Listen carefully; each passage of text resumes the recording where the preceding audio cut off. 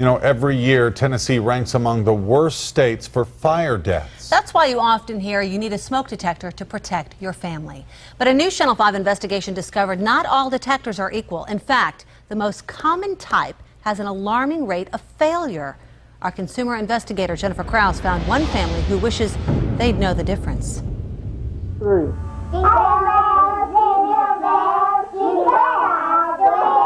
This is the way Amanda Deputy wants to remember her kids.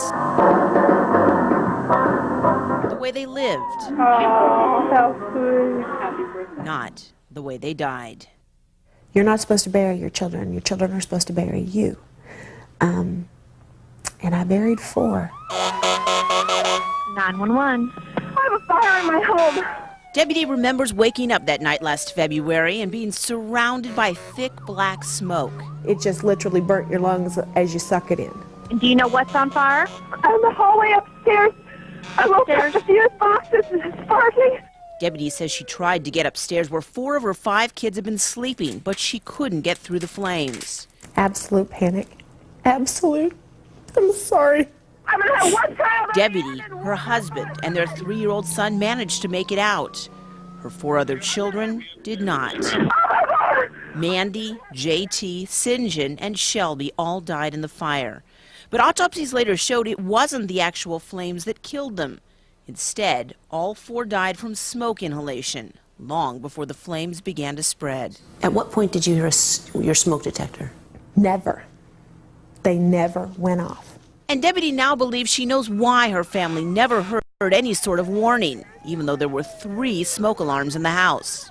We just had your average generic smoke detector that you can buy at any basic store. In fact, they're the same kind of smoke detector that most people have in their homes. They're called ionization smoke detectors, and what they do best is sound off when there are actual flames. The problem is, studies have found ionization detectors can have trouble detecting, believe it or not, smoke.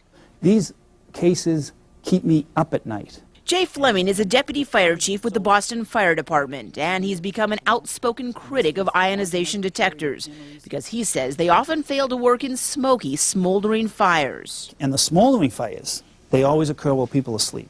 And that, he says, is when you need your smoke alarm the most. When the detector finally does go off, the ion detector, they wake up, they're trapped by the smoke, and eventually they die from carbon monoxide. My family was gone. No alarm, No. letting you and your family know that you had to get out.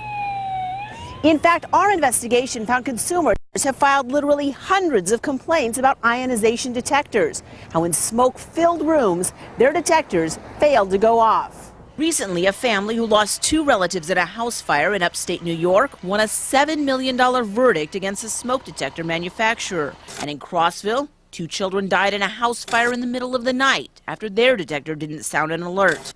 In that case, the manufacturer settled a lawsuit with the family instead of going to trial. I am convinced that that scenario is repeated over and over again in this country. And this is JT. In fact, Chief Fleming believes thousands of people have died, like the deputy children, in fires where their ionization detectors have failed to go off. It's a tragedy and it's a disgrace.